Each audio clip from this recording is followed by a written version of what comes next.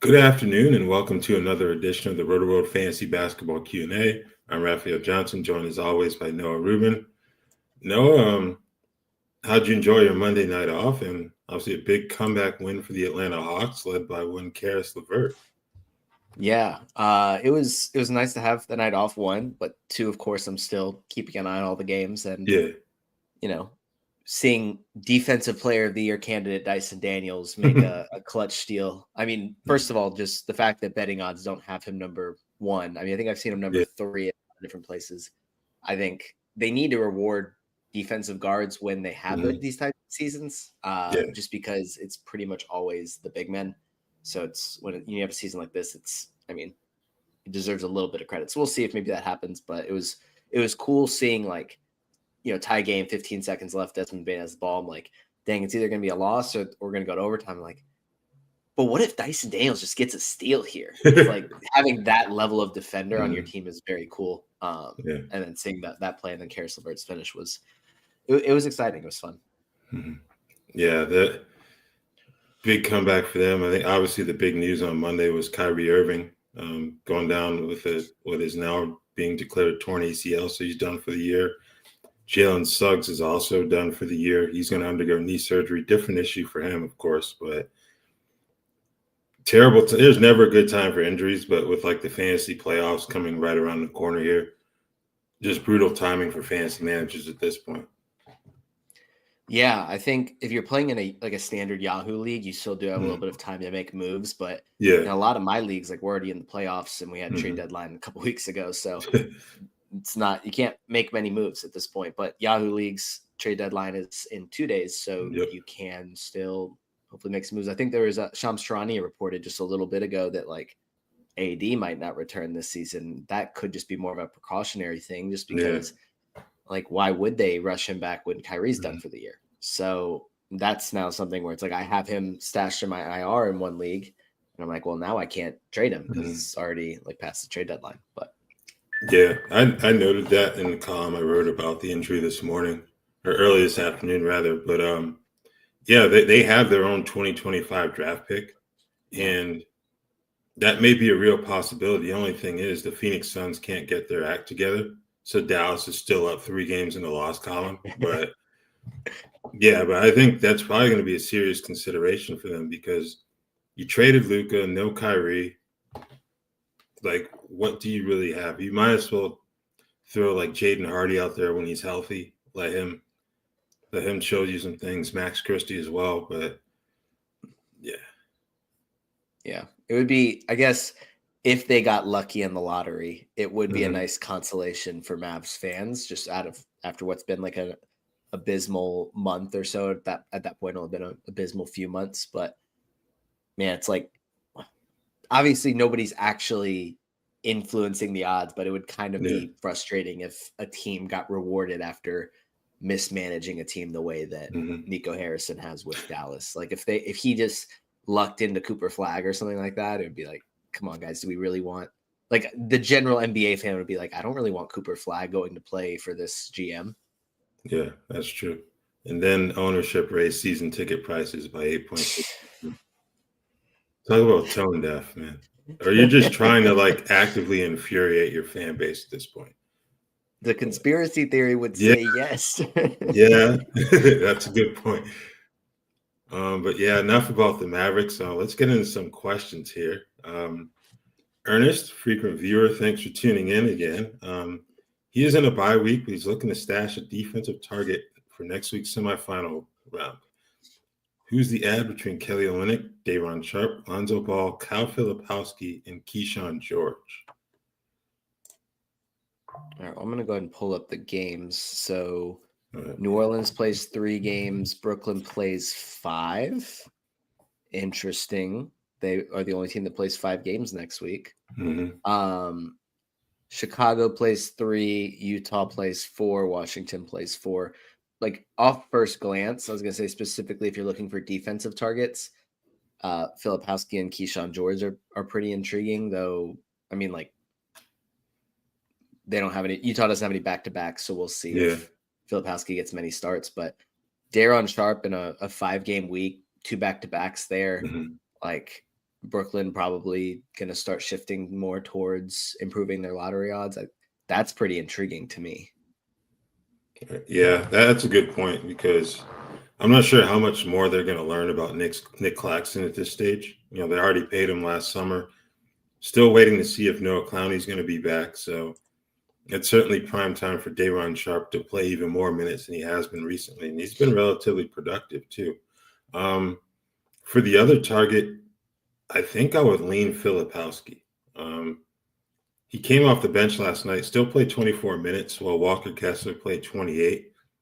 I get the feeling the Jazz are going to pull the plug on those more established guys relatively soon here because they're already doing it. Like silly season was well underway in Salt Lake City. So I think I'd lean Filipowski over George just because I don't know. I think part of me would rather have Isaiah Collier than Keyshawn George, to be honest with you. I know he's not going to give you the scoring output, but the assists, and I think he's a bit better of a defender than Keyshawn too, in terms of point of attack. So I think he would probably be someone else I'd consider before Keyshawn George, but maybe Isaiah Collier isn't available in earnest league here, so that could be why he's not on there. But I think these are some pretty good options. Olynyk, I'm worried about a shutdown there, but he has been good as a starter in New Orleans, so yeah. Should be interesting. And Lonzo, they're still in the playing hunt. Yeah.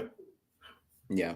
I think with Keyshawn George specifically, like the main thing that is the factor there is can you withstand the abysmal field goal percentage? It's been like he can shoot the ball. Like I have no doubt in my mind that he'll eventually, like rookies just struggle with their shot. It's a little bit worse for him, but he'll eventually like become at least a league average shooter, if not significantly better than that. Oh, man. I realized my mistake. I mistake Keyshawn George for Keontae George. So, yeah. Okay. But yeah, well, he also has an abysmal field goal percentage, but Keyshawn's has been a little bit worse. But past 2 weeks, averaging 1.3 steals, 1.5 blocks. I think he's been like a very good call there. Defensive stat contributor. So if you're looking for that specifically and can withstand the during that 2 week stretch, he's shooting 28.8% from the floor. Like you have to be able to deal with it being very, very bad.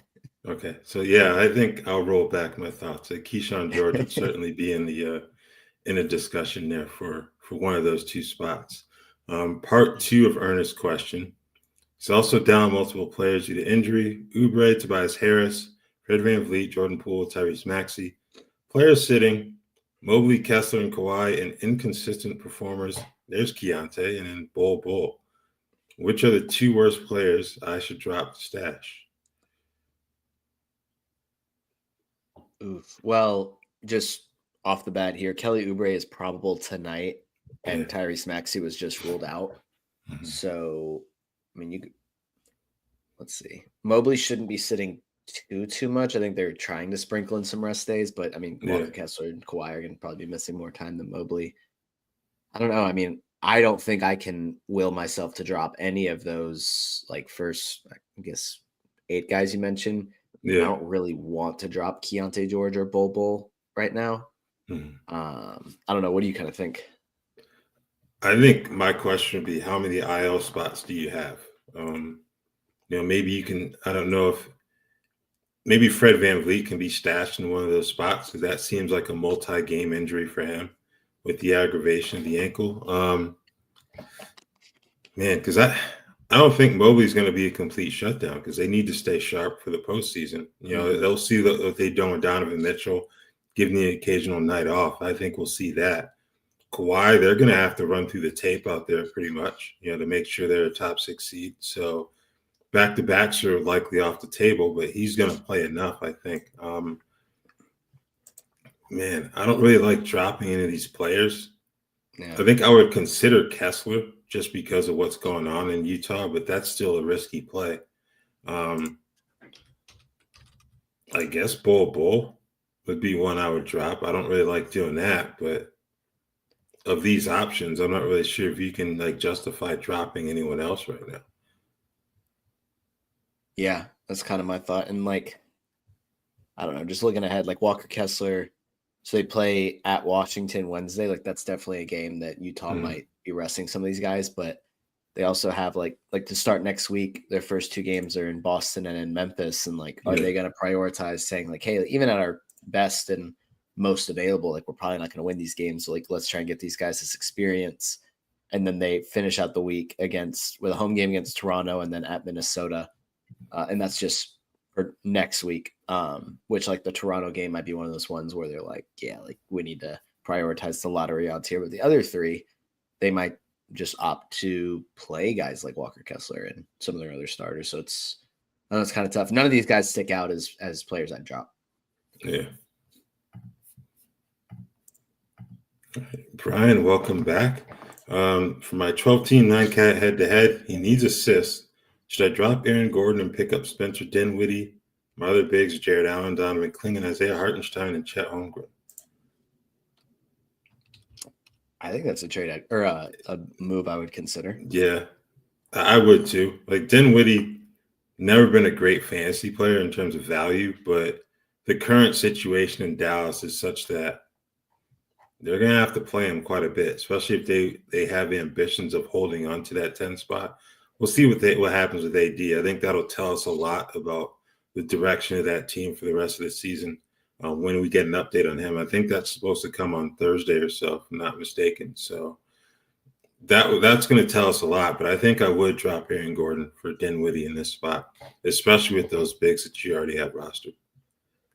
Yeah, just needing assists. I think it just makes sense to try and get Spencer Dinwiddie, especially with, Jaden Hardy also getting hurt on top of Kyrie. Like Dinwiddie seems to be the main/only ball handler there right now. There's a couple other guards that'll play good minutes, but I don't really trust any of them, like Dante Exum, Max Christie, and Clay. Like Dinwiddie's the best playmaker/ball handler there. So I think he will be a viable source of assists, and your bigs are already, I don't know, pretty strong. I guess the only other one I would consider, which I don't really love the idea of it, but based on the way the last few weeks have gone, like Khalil Ware isn't a guy that I think is, I don't know, I'm not necessarily ready to drop him, and I still obviously long term, but the past few weeks haven't been, I don't know, quite as productive as that couple week stretch where it was like, oh, he's entering the starting lineup, like this guy's gonna be rookie of the year.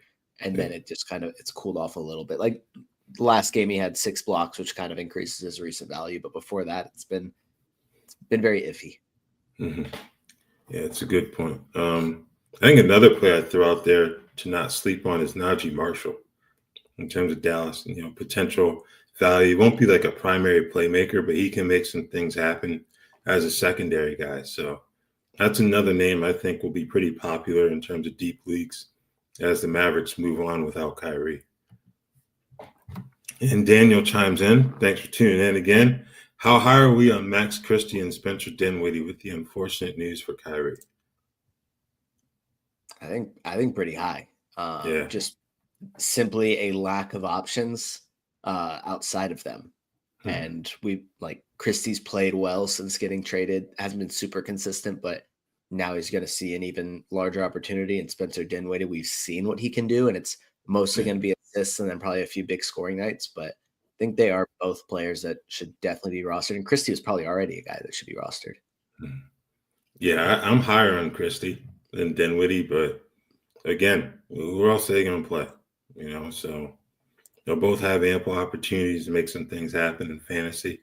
I don't know if either one's going to be like a league-winning player in terms of production these next few weeks, but I highly doubt that they won't be able to clear 30 minutes per night in that situation. All right. Brian asks, is it worth doing this trade due to the playoff schedule for weeks 20 through 22? My Ant-Man for Halliburton straight up. I mean, the playoff schedule definitely is. Thank you for including that because it's definitely a pretty big factor.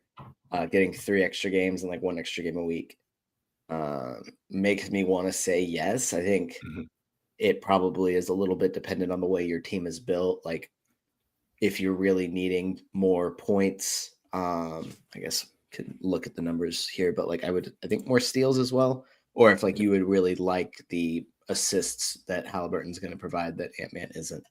But I think right now I'd say yes. Yeah, the availability in terms of the schedule is huge here. Like Noah said, it's about what you need for your team in terms of production.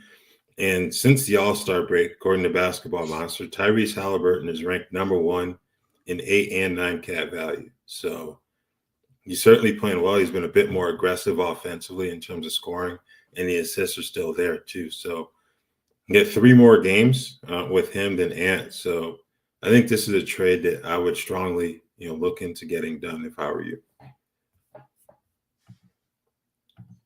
All right. Do you think Maxey is getting shut down?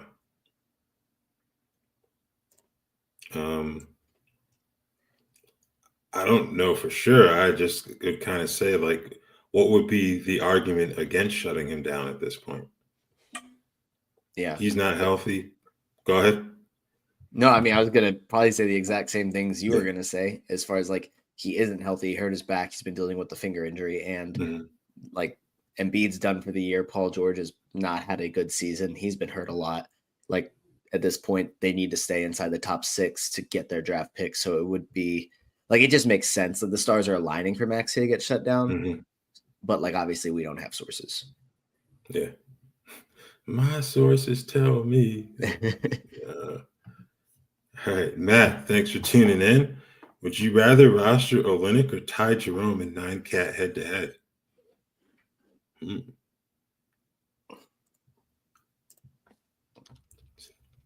Interesting question. I think I would lean Ty Jerome, though. Just because if they're going to do this whole thing where they rest guys occasionally, he's someone that I think is going to play throughout.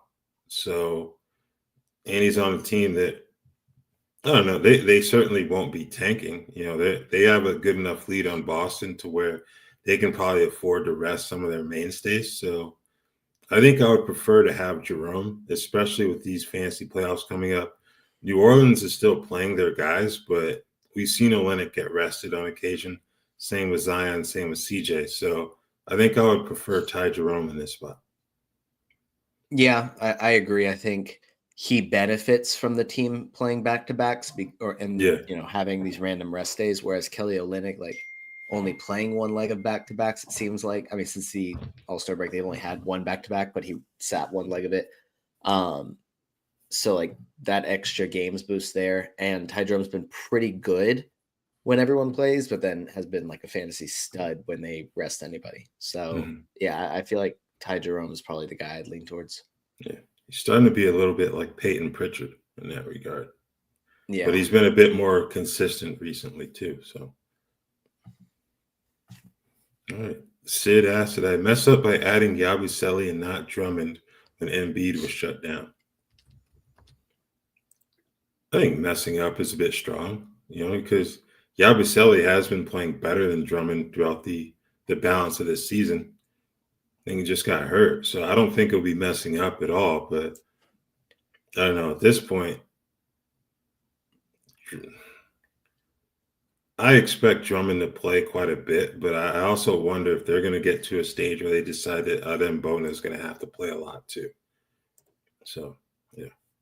Yeah, I think both seem like pretty good, but also risky options at the time because like Drummond started obviously early in the season when Embiid was out and it wasn't great.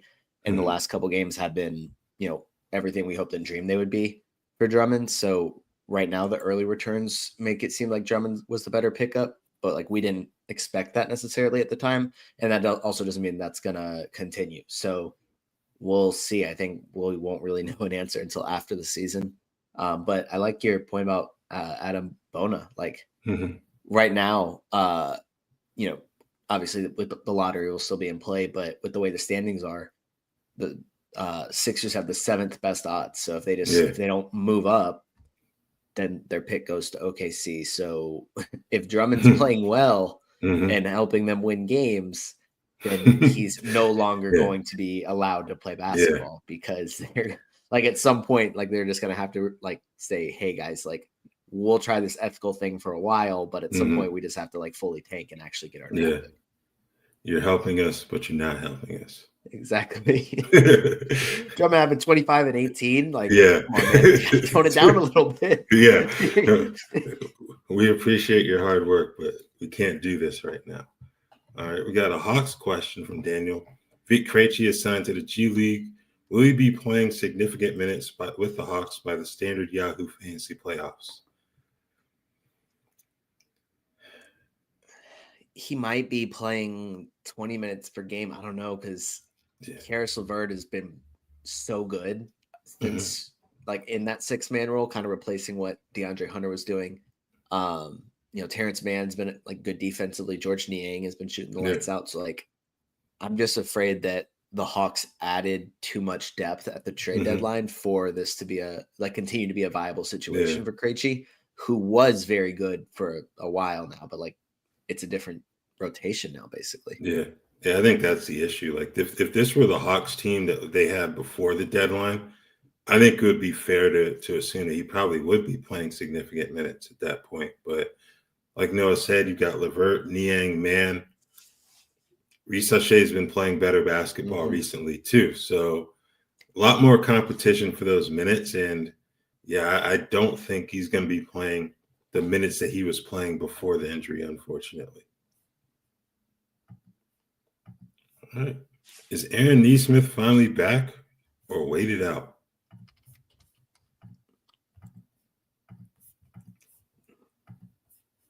Yeah. Let me pull up his numbers since the break. Yeah. I remember he had the really good game 2 nights ago, but the few games before that were also pretty good.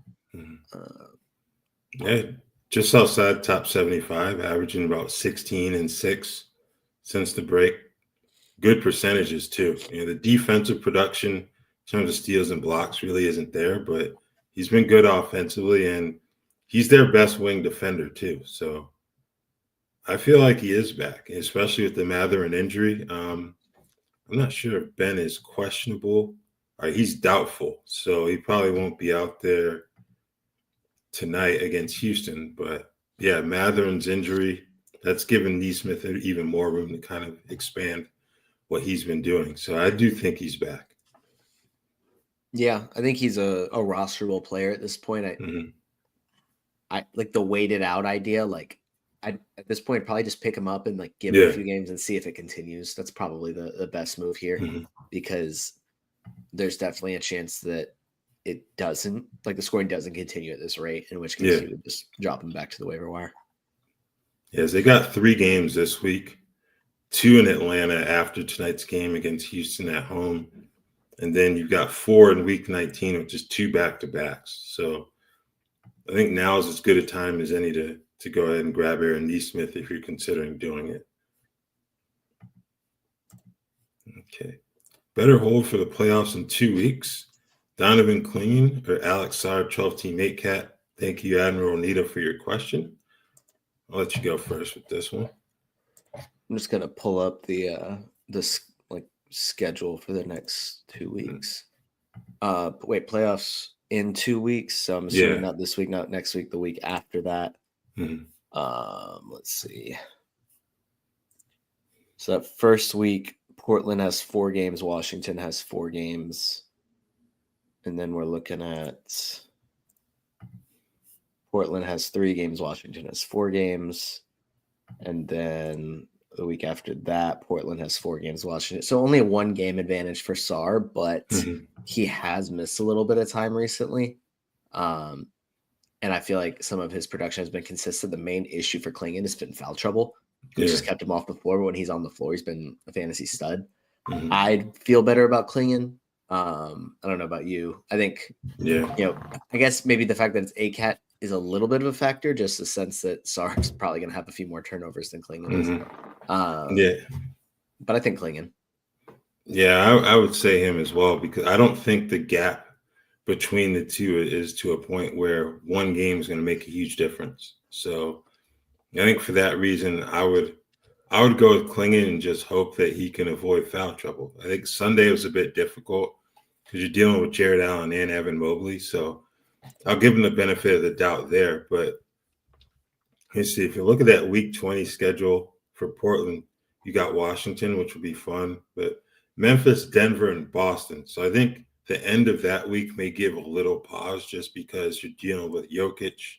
But he played well in those 2 games in Denver earlier this year, extremely well, as a matter of fact. So maybe he'll be fine there. But I think I would go Klingon, even with that 1 game difference. I don't think that's big enough to say I'm going to go with Sar instead. So I'd take Klingon too. Yep. Okay. And Brian asked, regarding my first question earlier, I should drop Ware and pick up Filipowski when Utah starts tanking? I believe that's a question. So. I think I would do that, but I guess it depends on when that officially happens and how well Ware is playing at the time, because he could just simply like start playing really well over next week or two, and then they, the frustrating thing I think with Utah is that they're not actually going to say like, hey, like, well, we're not going to play this guy anymore. Like, it's going to take you a few games to figure it out whether or not they're just like giving them a night off, or if it's going to be like 5 games or whatever. But yeah, I would say having Filipowski as the starting center is a little bit more attractive to me than Khalil Ware starting next to Bam. But I think it's just something you need to evaluate once it kind of actually feels like Filipowski might actually be starting for the rest of the season and Walker Kessler might be done. Yeah. Let's see here. Okay, because Utah has a wraparound back-to-back. Sunday of this week going into Monday of week 19, and they play Boston. And then they have another one of those the following week between weeks 19 and 20. So those are probably 2 spots where you can probably assume that Filipowski is going to get some starts. But again, Utah hasn't needed the excuse of back-to-backs to sit guys either. So, yeah, I think I'd agree with that and go ahead and pick up Kyle Filipowski, because even when he doesn't start, he's going to get pretty good minutes. He got 24 last night. I think that's only going to increase to the point to where he's back in the starting lineup eventually. All right. Kool-Aid Trippin', thank you for tuning in. Would you rather have Day'Ron Sharpe or Donovan Klingon for next week? That's when his playoffs start. So you're talking 5 games versus 3. That's tough. Yeah. Because Sharpe's been, he had the one really good game as a starter. Other than that, it's been kind of choppy. Like had some good games and then had some kind of like duds basically in there. And is the 2-game advantage going to give you that like enough of an advantage there? Like, is he going to get enough of an opportunity? I think the tough thing to me is that if your playoff starts next week, and if you were to drop Klingon and pick up Sharpe, and it gets you to the next round, like what does the schedule kind of look like there? Because then Klingon has 2 4-game weeks back to back. I don't know exactly what Brooklyn has. I can pull that up as I'm saying it, but okay, so they have 3. So like, yeah, I think I'd rather have Klingon and just try and make it through the week with the 2-game disadvantage there, and then you have a disadvantage and a talent advantage moving forward. Yeah, I think what I would wonder if it would be possible to do, obviously you'd have to probably pull one over on the other managers in the league. Maybe play Klingon to start the week, because they both played 2 games those first 3 days, and then go with Sharpe, because Klingon's last game isn't until Sunday. And from Thursday to Sunday, Brooklyn plays 3 games. So this may not be something where you're looking to make a move before the week starts. That's a good call. But rather a midweek move, just to make, then you get that 2-game advantage on the back end. I like that. That's a good call. Okay. Nomad T asked about, we're talking a lot of Nets this morning, man. Day'Ron Sharpe, Zaire Williams, and Keon Johnson. I'm tired, man. One of those days. Yeah. The rest of the season for these guys.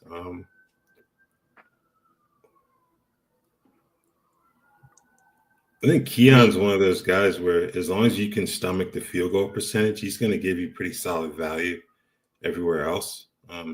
Zaire's had some good moments, Day'Ron as well. So I expect to see these guys play a lot more down the stretch, just because the Nets probably don't want to be in the play-in at this point. So it's yeah, the sad thing, or not the sad thing, but like the reality of it is that 3 teams are probably trying to avoid getting the 10th spot in that Yeah. play-in, and one of them is just going to get it. Just because they can't lose well enough. But I mean, I expect all of these guys to play quite a bit down the stretch. I think Zaire Williams is probably the safest option, but Day'Ron Sharpe may have the highest ceiling depending on the status of Nick Claxton, and if they like fully pull the plug on him. But yeah, I mean, they'll all be like borderline options until the Nets fully embrace a tank, and then they'll probably all be like must roster silly season studs. Kai Jones just turned in his career best. I think it was a career high in points last night, if I'm not mistaken. He scored 21 for the Mavericks. And as we talked about earlier, they as light as they are on the perimeter with Kyrie done for the year and Jaden Hardy getting hurt, it's even worse in the front court. Anthony Davis, we'll see what happens with him. Daniel Gafford, he highly unlikely to be back for your fantasy playoff rounds. Derek Lively, similar situation. Then their situation financially is such that they couldn't afford to re-sign Moses Brown even to another 10-day. I guess they're looking to. I don't know if they're hard capped by the first apron or they're just looking to avoid it. But yeah, he's gone and Kai Jones is in for the rest of the season. So yeah. He did turn in his career best. His previous career high was 12. So it was, and he had 21 points on 9 of 10 shooting. I think it's one of those things where it's like he had an incredibly efficient night.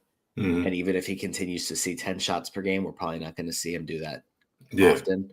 So like, yeah, he had a really good game and he should probably have a lot of opportunity down the stretch, but I think there's kind of a reason that he's been bouncing around teams and is on a 2-way contract right now. Like, he's just not a trustworthy player in fantasy basketball. So you can take a chance on him in a deeper league. I think in like a dynasty league, he's sitting on a waiver wire. So like I put in a claim for him. We'll see if I get him. But like I'm probably steering clear in like standard or just slightly deeper than standard leagues. Yeah. It's good to see him out there playing well, though. For sure. Then Scal Labissiere made his first appearance since like 2019, I want to say. Yeah. So I wanted the Hawks to draft him so bad, whatever year he was drafted, which I can't even remember. And like now it's looking back, it's like, glad they didn't. All right, Nomad asks, Dinwiddie, Alvarado, or Davion Mitchell for the rest of the season? Davion Mitchell has been very good for Miami. I think I'd rank these Dinwiddie, Davion Mitchell, Jose Alvarado, with kind of almost like a gap between Davion Mitchell and Jose Alvarado. Okay. But I think Dinwiddie is probably just has to be the priority after that injury to Kyrie, and now he's done for the year. Yeah, I think that's what changed it. Like under circumstances in which we would know that Kyrie would be back at some point, I'd probably go Mitchell 1. But since he won't be back, you kind of have to take Dinwiddie in this spot in terms of if you're ranking these players. Davion, they're looking to get into the top 6. I don't know if they're going to have enough just because of how well Detroit has been playing. But, at minimum, Miami's probably going to want that 7-8 game just to have one game to get into the playoffs instead of 2. So he should be fine. And Alvarado, he's kind of at the mercy of what they do with C.J. McCollum, and Zion Williamson, just because they haven't been starting him, even with DeJounte Murray done for the year. So, yeah, I'd agree with Noah. I think he's going to be a distant third. But, yeah, it's all about the circumstances as to why Dinwiddie would be the first one on this list here. Is Cole Anthony's rostered percentage too low given Suggs season ender, or am I overvaluing? Pull that up. He is 13% rostered in Yahoo leagues. I think that's fair. Like, he's dealing with a toe injury himself, and he hasn't been much of an asset as a starter with Suggs out before the knee surgery. So I think that's a fair roster percentage. I certainly get the combination of the circumstances, and no one's really challenged Cole Anthony for those minutes. Like Anthony Black hasn't done too much, so I can see why you'd assume that the percentage should be a little bit higher, but the production just hasn't been there for him. Yeah, I'm pretty much in the same boat as far as that's like the opportunity is good, but the production hasn't been even with the opportunity. Nothing changes to me just because Suggs is having surgery and is now like officially done for the year, because I think he had already missed like 23 of 24 games or something like around there, where we've seen a pretty large sample size and it hasn't been enough for Cole Anthony to be a must roster player to me. So nothing's really changing just because he's going to stay in that role longer. Yeah. Dante DiVincenzo has played very well since his return. Will he remain must roster rest of the season in shallow leagues? I say yeah. I mean, I guess it depends on how shallow, but I'll just assume like a 10-team league. But I would assume even like an 8-team league, depending on how many players you roster, I would say yeah. He's been very, very good since he returned. Yeah, it's not like they're having Mike Conley play like regular starters minutes either. So, yeah, I think he certainly rest of the season should be rostered in shallow leagues. Don't know if he's going to hit 8 3-pointers in a game again, but I think what if that's just like who he that's is? True. He's an 8 3-pointer, 5-steal guy. Like that's yeah, I think get you good 3 or 4 steal, 3 or 4 3-pointers per night. That's realistic, but yeah. All right. And Michael asks, how would you rank Bob Carrington, Spencer Dinwiddie, Kelly Olynyk, Cason Wallace, Scoot Henderson, rest of the season, 9-cat, 12-teamer? I think Dinwiddie won. I want to say Dinwiddie won. Just because Scoot and Bub are going to have those efficiency issues and inconsistency issues. Cason's, ceiling is going to kind of be capped by his team. And Olynyk has been good when he's like the last few games, especially when he's on the floor, but still kind of missing back-to-backs there. I almost want to put Olynyk at 2, though. I don't know. That's. I'm going to start my list there. I'm going to still process through the rest of this. What do you kind of think about these guys? I take Scoot 1. Okay. Yeah. Again, I've never been a big fan of Spencer Dinwiddie as a fantasy asset. So the opportunity for him is great. I just don't know if he's going to be equipped to take advantage of it to the level that fantasy managers likely hope he will be. So I think Scoot is going to be one. They're still playing their guys, but at a certain point, they're just going to have to be realistic about where they are in terms of the plan. I think they're still 5 games out of they're 4 games out of the final play-in spot in the loss column. So, and they have to clear Phoenix as well. So they've got a little bit more of a gap to close there. So I think Scoot's going to play quite a bit down the stretch, and he's shown some signs of being a slightly more efficient player than he was as a rookie. So I take him 1, Dinwiddie 2, Olynyk 3, Bub 4, and then Cason Wallace 5, just because of the options that Oklahoma City has. Like we've seen how well Aaron Wiggins has played recently, and I think that could probably siphon away some opportunities for Cason, even though they're both going to play good rotation minutes. So that's how I would rank these guys. Yeah. Scoot's the tough one for me because it's like if Portland fully pulls the plug, then I expect his minutes to increase, his usage to increase. He's been more efficient this year than he was as a rookie, but will that continue if he's playing 35 minutes per game and has the ball more with, I'm assuming, less talent out there?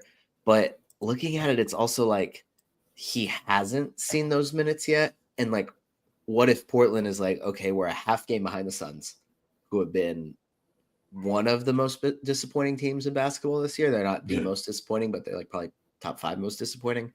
And then the last team it's in 10th is Dallas, who is now going to have no Kyrie, no Anthony Davis potentially, or no Jaden Hardy and no Daniel Gafford, no Derek Light. Like the list goes on and on. Yeah.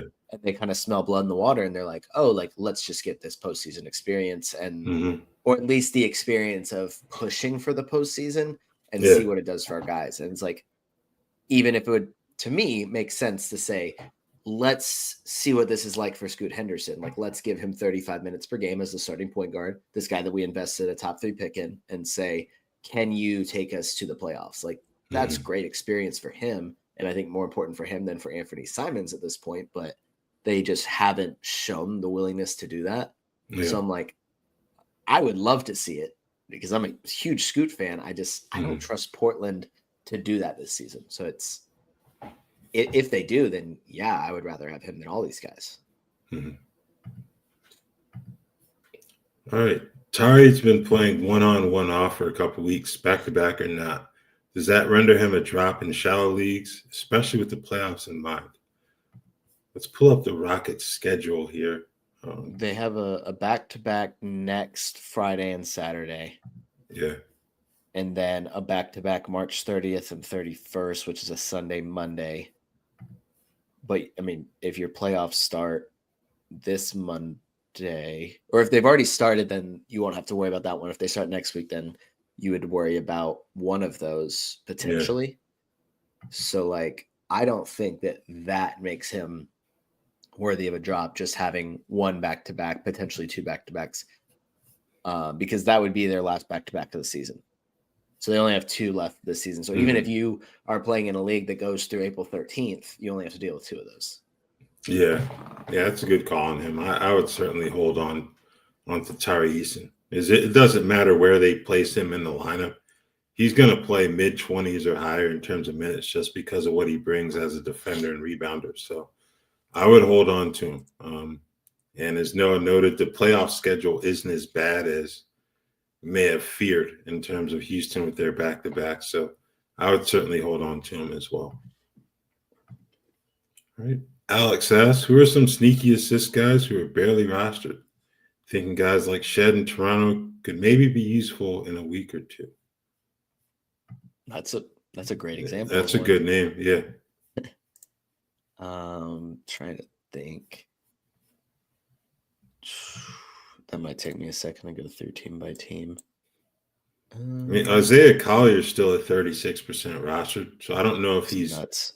I don't know if that qualifies as barely rostered, but I mean, he's probably the first name I would look for before scraping the barrel even further for potential fantasy value, because he's averaging 8.1 assists per game since the All-Star break. So, and I don't think that's too difficult for him to maintain for the rest of the season.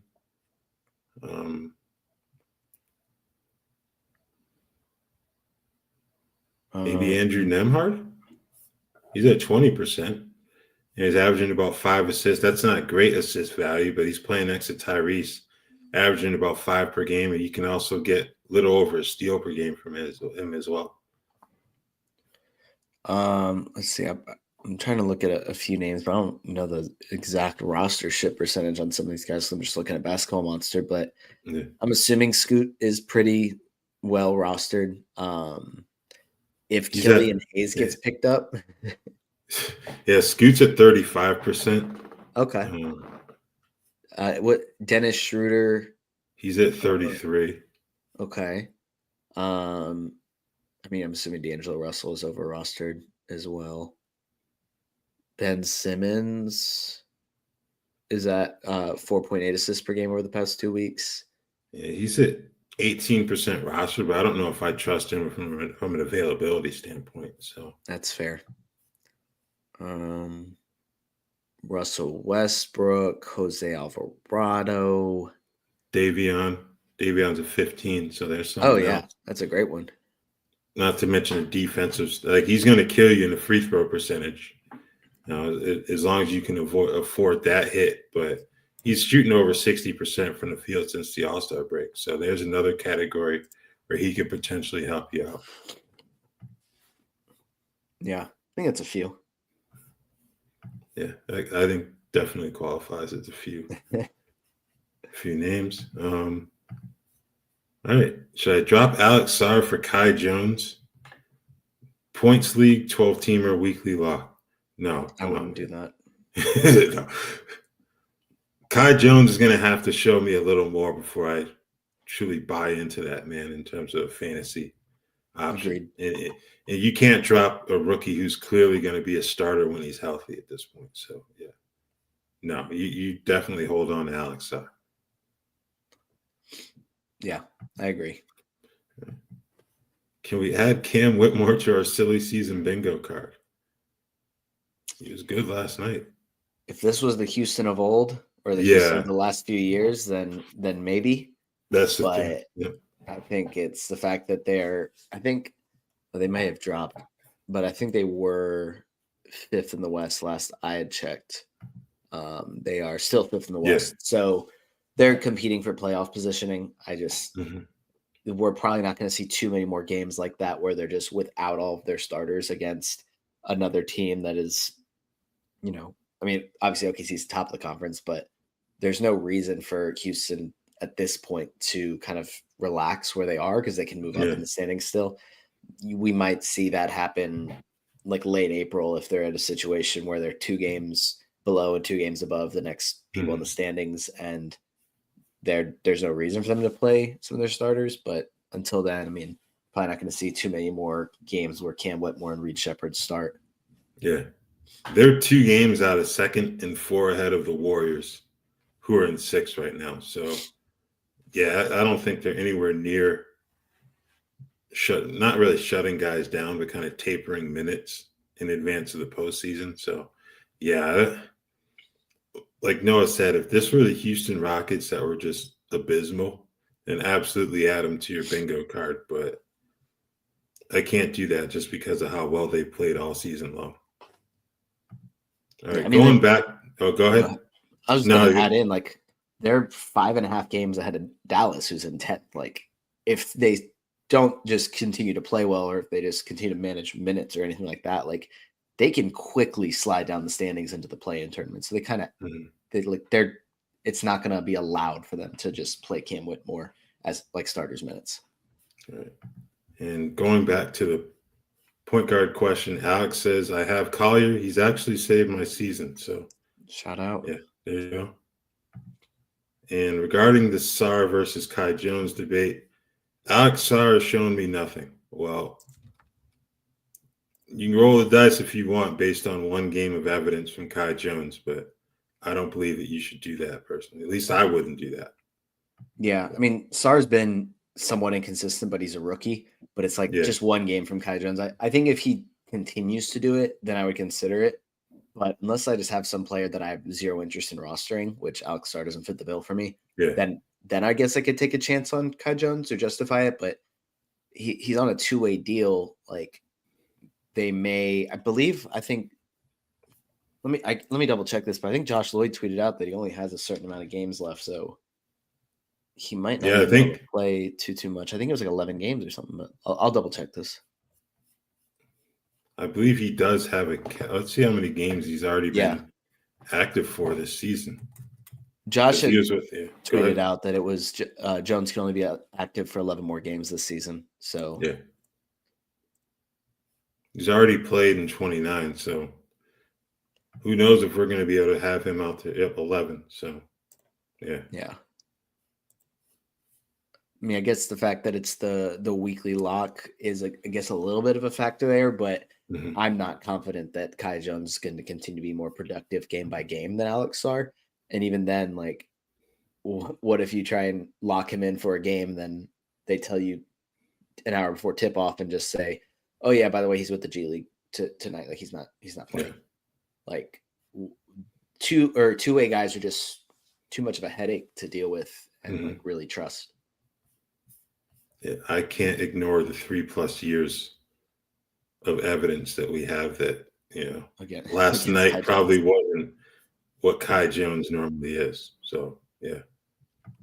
All right. Jrue was just dropped in my 10-team 9-cat head-to-head league. Should I ignore? I say yes, because we don't know how long he's going to be out. He's not going to get surgery to address that mallet finger situation. It's about pain tolerance. And as of Sunday, he hadn't caught a basketball or dribbled or shot one. So this seems like it's a situation where it's going to take multiple games for him to get close to being fully right. And they just need him healthy for the playoffs. I don't think they're really worried about regular season games at this stage with Jrue Holiday. No, not at all. And even when he's played, he hasn't been a rosterable player in 10-team leagues. Like past 2 months outside top, like Basketball Monster has him 151, 123 on the season, 199 over the past 2 weeks. Like he just hasn't been Jrue Holiday this season. Mm-hmm. And they'd much rather have Jrue Holiday finally play like Jrue Holiday in the playoff. So that's going to be the priority. So who knows how much he plays? Who knows? Like, even if he's active, they may manage his minutes. Just like the regular season doesn't matter to them at this point. They're not fully locked up, but like they're probably going to be the 2 seed. So like, let's just make sure Drew's healthy. Yeah. Okay. Is anything else? Not seeing any more questions. Let's see. Julian Strother, I think, is going to miss the next 4 weeks. Ooh. That's probably not. Let's see. Left knee sprain will be reevaluated in 4 weeks. That's probably not too much of a fantasy impact there, but that kind of stinks for a team that is already pretty limited as far as their depth. Yeah. I guess basically if you're in a shallow league, probably makes Christian Braun even more attractive in terms of his value. So he's at 63% rostered right now, according to Basketball Monster. Top 30 over the past month. So that's someone to consider. Russell Westbrook at 60%. Hasn't been great recently in terms of the fantasy value, but they're going to need to absorb those minutes somewhere. Yeah. Okay. Paul, that's my droppable players are Collier, Cam Thomas, Jaden McDaniels, Jeremy Sohan, Zach Collins. Good Lord, how big is your roster? Edie Ware and Keontae George. Would you drop any of these players for Dinwiddie, Exum, or Buzelis? Let's see. Sohan's been playing a little bit better recently, but I don't think he's necessarily a must-roster player. Zach Edey's role's been fairly inconsistent, though he's had enough good games here and there that's like he's probably a pretty difficult player to drop. Zach Collins, I'm not dropping him until Vooch is back. I guess, I don't know. What do you kind of think about the rest of those guys or the guys that I already mentioned? How controversial would it be to drop Cam Thomas in this scenario? Ooh. I think it would be the main thing to me would be if I just held him in an IL spot for comes back and then I could never drop him. Mm-hmm. That would be the annoying part, I guess. But yeah, I think the availability is what concerns me here because obviously he recently returned, but you do wonder how much incentive will Brooklyn have to play him and let him go all out, for the rest of the season here. He'll be a free agent. We'll see what they do in terms of a contract for him. I assume he's going to wind up back there in Brooklyn. But, I think of these guys, I would probably – maybe a controversial take, but he'd probably be the one that I would drop out of those players to pick up one of the options. It's weird. I think the rest of the season, I like Buzelis out of those three more than Dinwiddie or Exum, but I think in the immediate future, Dinwiddie would probably be the one to pick up.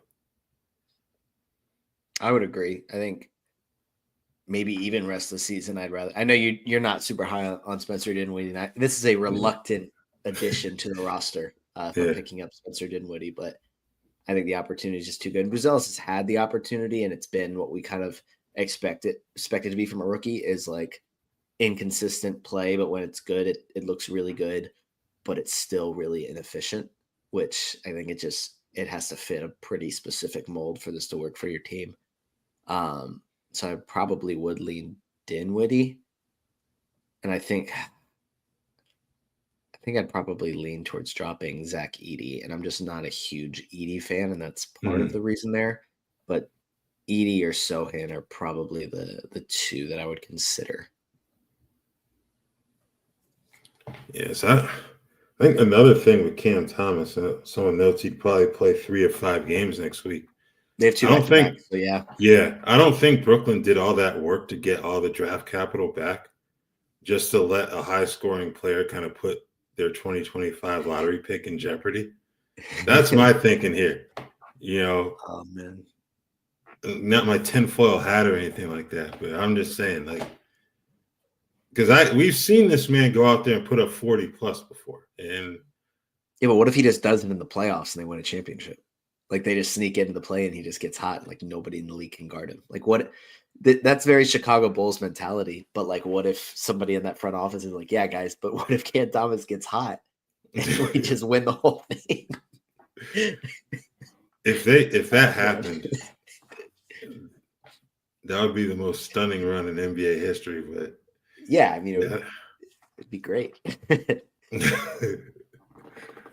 All right. Anyways, we can talk about like actual realistic takes, but Cats in Oakland is here. Thanks for joining us. Any expectation for Clay to step up? Besides the last one, he's shown some spark, but we've seen him get too into his head before, and now Dallas is a bit of a mess. Yeah. I don't have much expectation from him just because it'd be one thing if he was a scorer who could get things done with the ball in his hands, and kind of break defenses down, and make things happen. He's more of a catch and shoot guy, and the one person best equipped to pass in the ball is now gone.